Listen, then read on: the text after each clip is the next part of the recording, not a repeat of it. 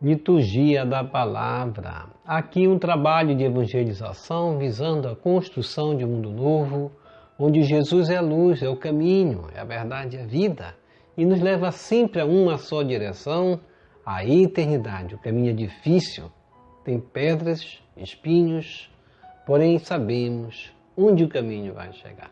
Portanto, não vamos nos abater, vamos levantar a cabeça e sempre nos animar. Primeira leitura.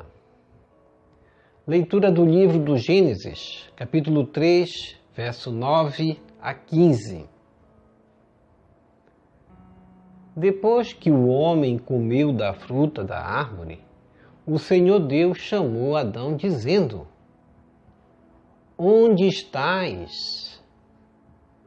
E ele respondeu: Ouvi tua voz no jardim e fiquei com medo, porque estava nu e me escondi. Disse-lhe o Senhor Deus: E quem te disse que estavas nu? Então comeste da árvore, de cujo fruto te proibi comer? Adão disse: A mulher que tu me deste por companheira, foi ela que me deu do fruto da árvore e eu comi. Disse o Senhor Deus à mulher: Por que fizeste isso? E a mulher respondeu: A serpente enganou-me e eu comi. Então o Senhor Deus disse à serpente: Por que fizeste isso? Serás maldita entre todos os animais domésticos e todos os animais selvagens.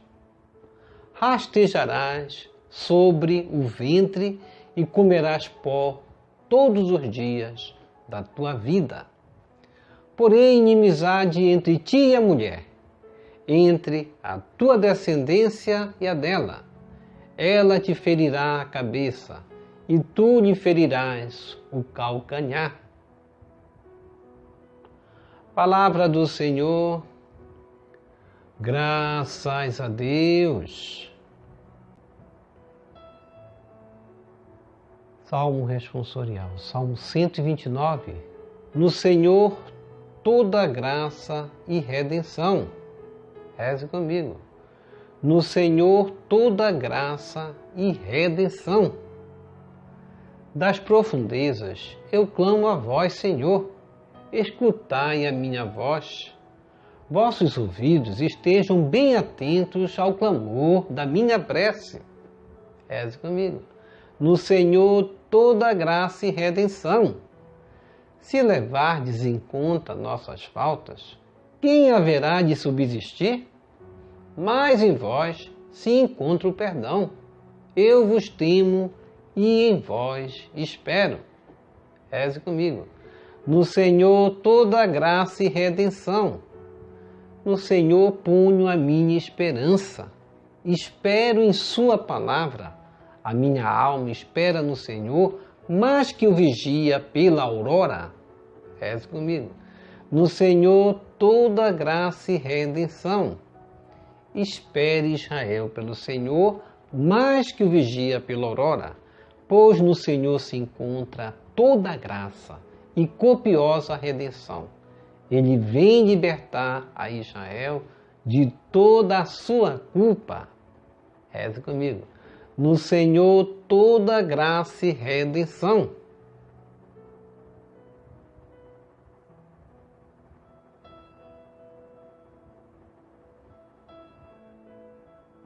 Segunda leitura. Leitura da segunda carta de São Paulo aos Coríntios, capítulo 4, verso 13 ao capítulo 5, verso 1. Irmãos, sustentados pelo mesmo espírito de fé, conforme que está escrito, eu creio e por isso falei, nós também cremos e por isso falamos, certos de que aquele que ressuscitou o Senhor Jesus nos ressuscitará também com Jesus e nos colocará ao seu lado juntamente convosco. E tudo isso é por causa de vós, para que a abundância da graça em um número maior de pessoas faça crescer a ação de graças para a glória de Deus. Por isso, não desanimamos. Mesmo se o nosso homem exterior se vai arruinando, o nosso homem interior, pelo contrário, vai se renovando dia a dia. Com efeito, o volume insignificante de uma tribulação momentânea acarreta para nós uma glória eterna e incomensurável. E isso acontece porque voltamos os nossos olhares para as coisas invisíveis e não para as coisas visíveis. Pois o que é visível é passageiro, mas o que é invisível é eterno. De fato, sabemos que, se a tenda em que moramos neste mundo for destruída, Deus nos dá uma outra moradia no céu que não é obra de mãos humanas, mas é eterna. Palavra do Senhor, graças a Deus.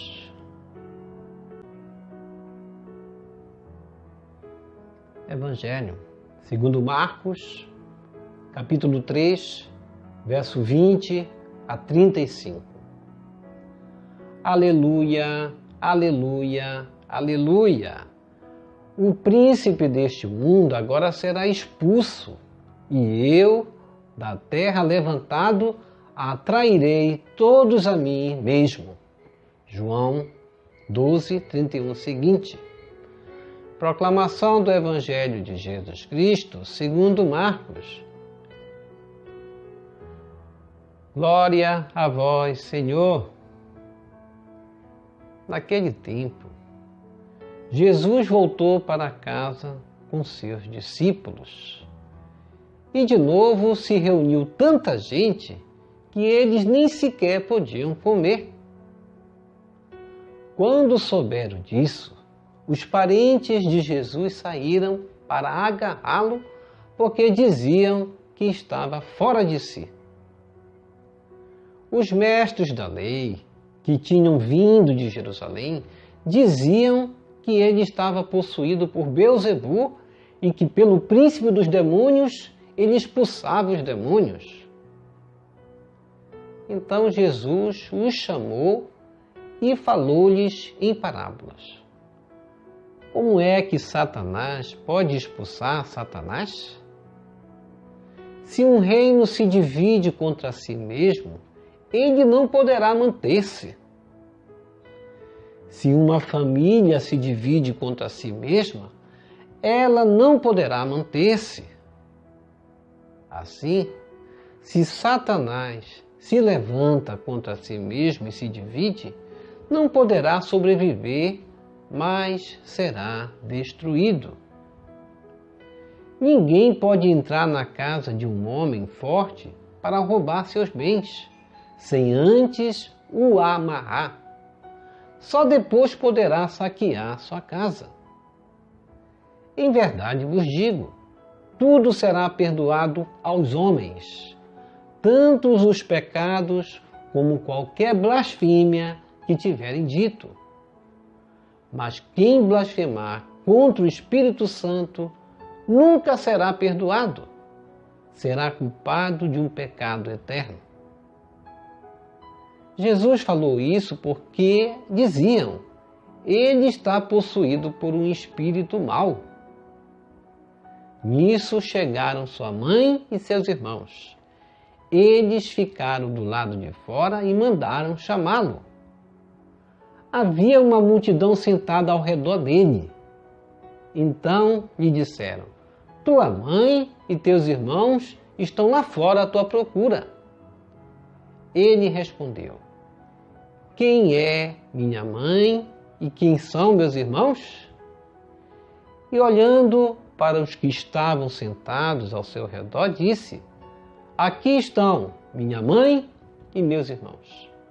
Quem faz a vontade de Deus, esse é meu irmão, minha irmã e minha mãe. Palavra da salvação, glória a vós, Senhor. Que as palavras do Santo Evangelho nos purifiquem e nos perdoe de todos os nossos pecados.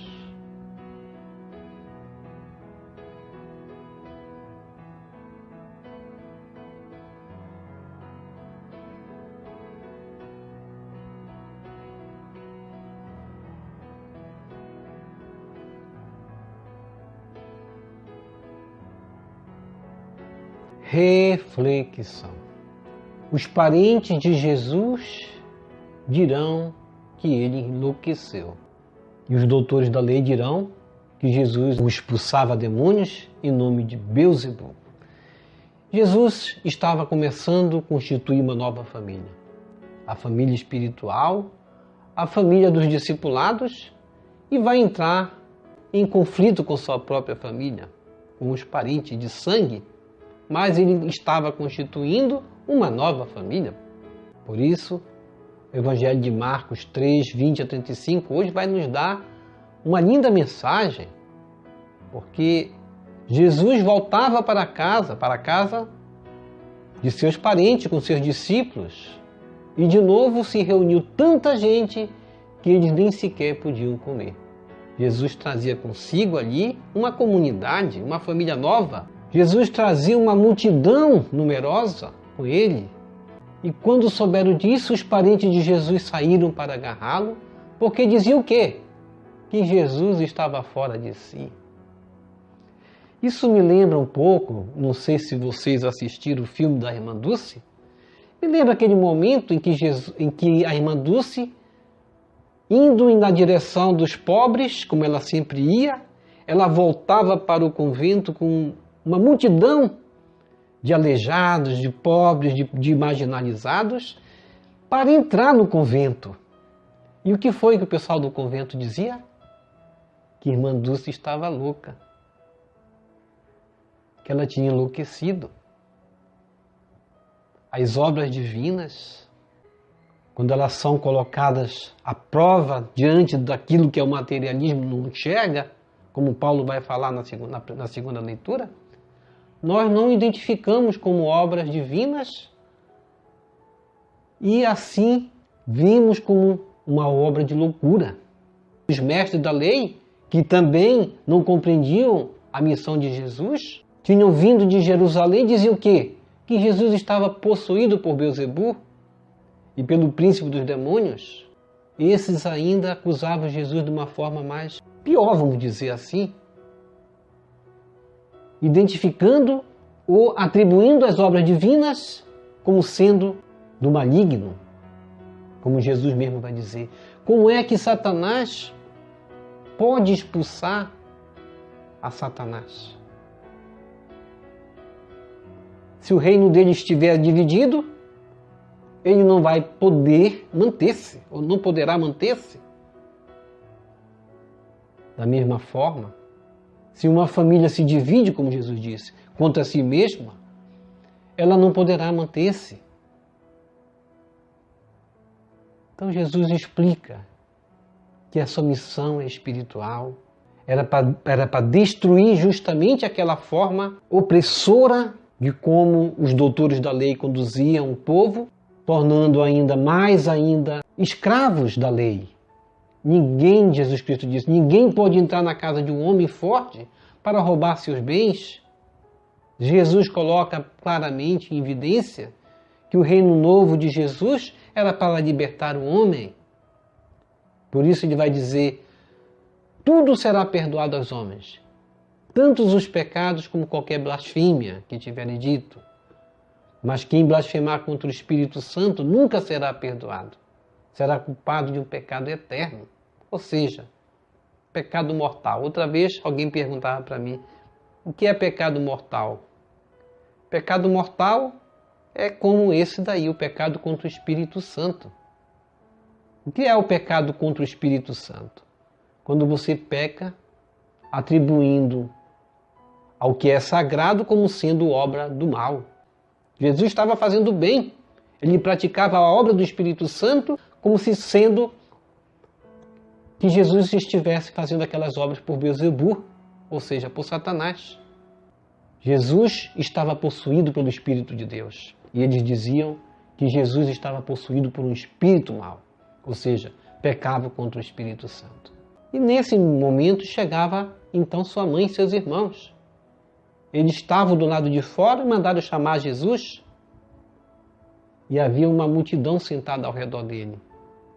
Então eles disseram: tua mãe e teus irmãos estão lá fora à tua procura. E Jesus vai dizer o quê? Quem é minha mãe? Quem são meus irmãos? E olhando para os que estavam sentados ao seu redor, disse: aqui estão minha mãe e meus irmãos. Jesus assim dizia que a família dele era aquela nova comunidade, aqueles que ele olhava como os novos discípulos, o discipulado, a comunidade nova, que se juntariam à sua mãe também, porque Maria era uma discípula fiel de Jesus. Ela foi a primeira anunciadora do Evangelho, da Boa Nova, quando anunciou desde o nascimento de Jesus que ele era o Filho de Deus. E quem quisesse fazer parte dessa família era convidado, nós somos convidados a fazer parte da nova família de Jesus. Quem faz a vontade de Deus, como Maria fez, esse é irmão de Jesus, é irmã de Jesus e é como se fosse sua mãe também. Maria soube ser tanto uma mãe boa para Jesus, que esteve com Jesus durante todo o seu sofrimento, desde a caminhada do Calvário até o momento de sua morte, sua crucificação, seu sepultamento, mas em todas as dificuldades de Jesus, Maria estava presente, inclusive nessa dificuldade, quando ele vai se defrontar com doutores da lei que vão acusá-lo de agir por Beelzebul, e uma parte de seus parentes também que o acusavam de louco. Não entenderam que ele estava inaugurando um reino de Deus, um reino de libertação, um reino de justiça, um reino que devolvia dignidade para o povo. Jesus, ele vem consolidar aquilo que em Isaías vem ser profetizado acerca dele. E que ele mais tarde, em outro momento, vai ler na sinagoga. Que o reino de Deus se faz presente, porque ele veio para anunciar a boa nova aos pobres, dar vista aos cegos, fazer o coxo andar, nessa movimentação de uma obra que não era entendida, embora tão bem explicada para aqueles que o escutavam. Por isso que Jesus vai dizer que a família dele era aqueles que o escutavam. E esclarece que é pelo poder do Espírito Santo que ele agia, que ele fazia a sua obra. E nós somos convidados também a nos juntarmos a Jesus e formarmos essa grande família de Jesus. Somos convidados pela celebração da Eucaristia que fazemos, somos convidados pela oração, pelos dons do Espírito Santo que recebemos. Renovemos nossa fé, revestindo-nos do Espírito Santo e resistindo ao que é enganoso e ao que é contaminoso, que vem em nossa direção muitas vezes para nos atingir.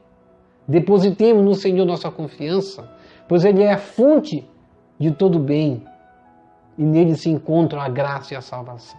Na segunda leitura da segunda carta de São Paulo aos Coríntios, lá no versículo 14, Paulo vai dizer: aquele que ressuscitou o Senhor Jesus, nos ressuscitará também com Jesus e nos colocará ao seu lado, juntamente convosco.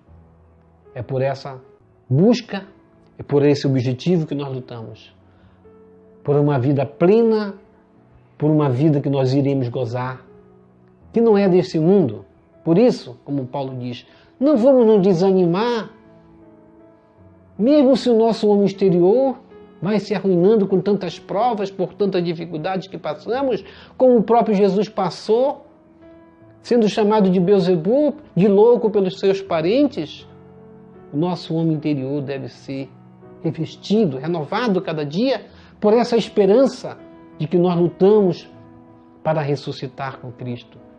Cristo mostrou que o caminho do Calvário foi superado e que Ele ressuscitou para nos dar essa esperança. Por isso, devemos nos perguntar: como tenho me alimentado espiritualmente? Como tenho buscado entender pelo espírito da oração aquilo que é invisível aos meus olhos? Como tenho sustentado na minha caminhada a obra do Espírito Santo, mesmo quando não é compreendida, mesmo quando é taxada como obra maligna, como muita gente fez com Jesus? Também nós passaremos por essa prova. Ó Jesus, Mestre, a multidão se aglomerava ao teu redor para ouvir tua mensagem. Os doutores da lei, porém, diziam coisas absurdas a teu respeito. Teus parentes queriam conduzir-te ao manicômio.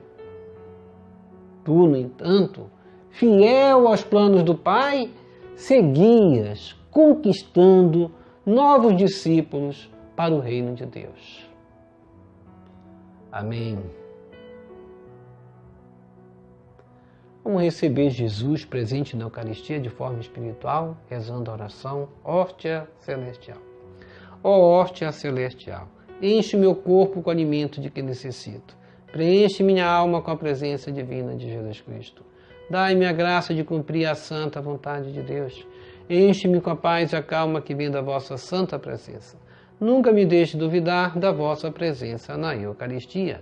Ajude-me a aceitá-lo em corpo e alma, e que pela Santa Eucaristia, as graças derramadas sobre mim, ajude-me a proclamar a glória de nosso Senhor Jesus Cristo. Purifica meu coração. Quando eu receber o grande dom da Sagrada Eucaristia, que a minha alma se abra e se santifique. Concede-me as graças e favores que concedes para todos os filhos de Deus. E concede-me a imunidade do fogo do purgatório. Amém. Amém. E amém.